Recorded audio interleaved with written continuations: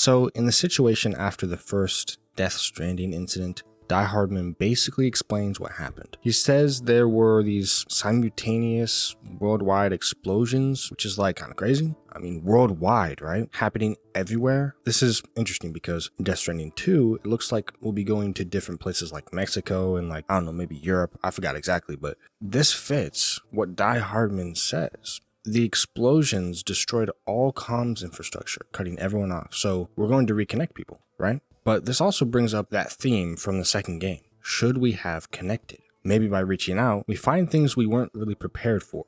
Still, it suggests everyone, everywhere, is facing similar struggles, even if we couldn't talk to them when it all went down. And, those things that we're not preparing for, they might be a little different, like unnerving, scary even.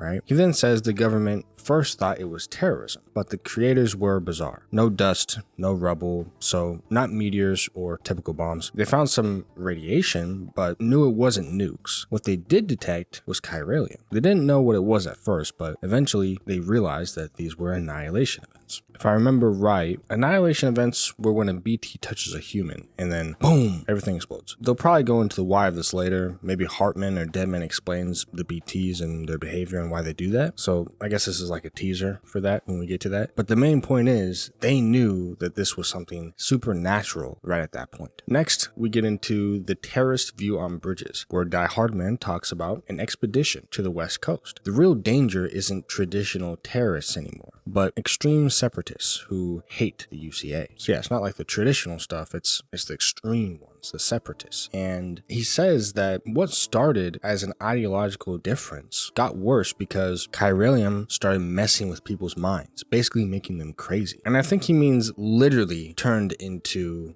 these type of things, right? Not figuratively. But the core idea is these people became way more dangerous, pushed to unheard of extremes. So they're headed west into enemy territory where these groups are waiting, guns in hand. But Die Hardman and Amelie aren't just trying to fight. They want to convince them to rejoin and rebuild the nation. He's trying to humanize them, not just write them off as monsters. And this ties perfectly into the gameplay. You can kill in Death Stranding. You get lethal weapons, you get grenades, guns, they all kill, right? They literally kill. You also have the option to not kill. You get non-lethal weapons. But those lethal weapons are literally a waste of your time. Not just morally, but then if you really think about it, but gameplay wise. Even in the gameplay, it causes void outs. And when that happens, it's not great, right? That's not what you want to happen. And that only happens if you kill them, right? They give you the option, basically. The freedom to make the wrong decision. And the game shows you the consequences. It's not in there so that you can, it doesn't have any actual good gameplay element to kill them. They only give you the option to kill enemies just to show you that it's bad. Putting a whole gameplay element just to show story. Not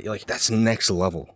And people didn't really talk about that at the time. But it's next level that it's just a gameplay element just to tell the story. It's to round it out, to make it make sense. And that is pretty cool. Now, he talks about another expedition with Amelie because Sam is missing, right? And that's why he chose to be with Amelie. Amelie's situation is complex. Her physical body was born into this world, but her spiritual essence was on the beach, leading to what they called locked-in syndrome. And it's not really locked-in syndrome, but it's like an idea. It's similar, I guess. But then President Bridget could communicate with Amelie on the beach, is what was said. Eventually, Amelie's physical and spiritual selves came together more. Right? And her body developed. And they found out she was a doom sufferer who could go to her own beach. She spent most of her life on the beach where time stands still, which is why she looks somewhere in her 20s. And Bridget decided Amelie should mostly use holograms to stay safe. It shows Bridget, I guess, cared. But the whole how she was born thing is confusing. Her consciousness was mainly on the beach. He says the beach is more real to her than this world. She looks 20 on the beach due to time standing still, but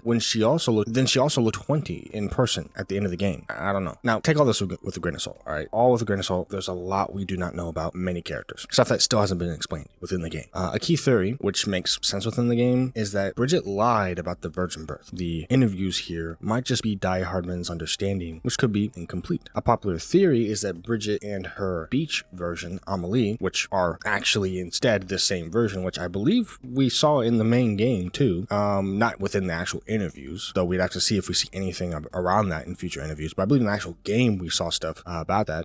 But Bridget and her beach version Amelie came into being simultaneously, right? That's the idea, right? And then Amelie, the beach version, didn't age, perhaps due to some event in Bridget's youth where part of her soul remained on the beach. This is hinted in later notes and clashes with Bridget's official story. Basically, it's confusing and we don't have all the answers, but yeah, that's basically all we know. Either way, maybe we'll get more into it in future iterations, maybe more in the second game, maybe more within the interviews will kind of help flesh out the story, but within the actual gameplay, everything kind of seems to point to that based on all this different stuff. So that's kind of just where I'm at. That's just my current idea of how I'm thinking about it at the current moment. Then we have next with Bridget's discussion with Die Hardman about the UCA flag. Pretty simple, but Bridget wanted a flag based on the old US flag, and Die Hardman argued that the old flag often redesigned as states joined, right? And it became a symbol of expansionism and atrocities. He said, let's not carry on that legacy. Instead of stars representing states, which don't exist anymore, each star in the UCA flag should represent an individual, right? And I like that idea. Last, for this part, Bridget's necklace, right? This links back to Amelie's supposed virgin birth, which, as we said, seems to be a lie that Bridget told even to Die Hardman. A later note even mentions a ghost that kind of looks like a younger version of the president, hinting at this idea, right? And Die Hardman recalls Bridget taking him in, their plans to rebuild America. And he notes she often spoke, and it was like, he was saying it like figuratively, right? Oh, maybe she lived at that. But I'm thinking like literally, like she literally lived a dozen lifetimes based on how Amelie doesn't actually have any time moving within the beach, right? But it seems like she'd lived a dozen lifetimes, which maybe happened on the beach, right? I mean, that's what I'm saying. She had a distinct, also glowing Y-shaped necklace, is what he said. He remembers the light from it and connects it to when Bridget, much later, told him about Amelie's virgin birth. We don't know exactly what the necklace means right now. Communication, a ritual item. I think even Hartman explains more about stuff related to that. But again, it might be something I missed within the actual gameplay, which I'd have to just go back and look at that afterwards. But yeah, this game is just confusing, let's be honest. So next episode, here's what we're going to be diving into. Die Hardman's confession, Bridge Baby's experiments, or BB.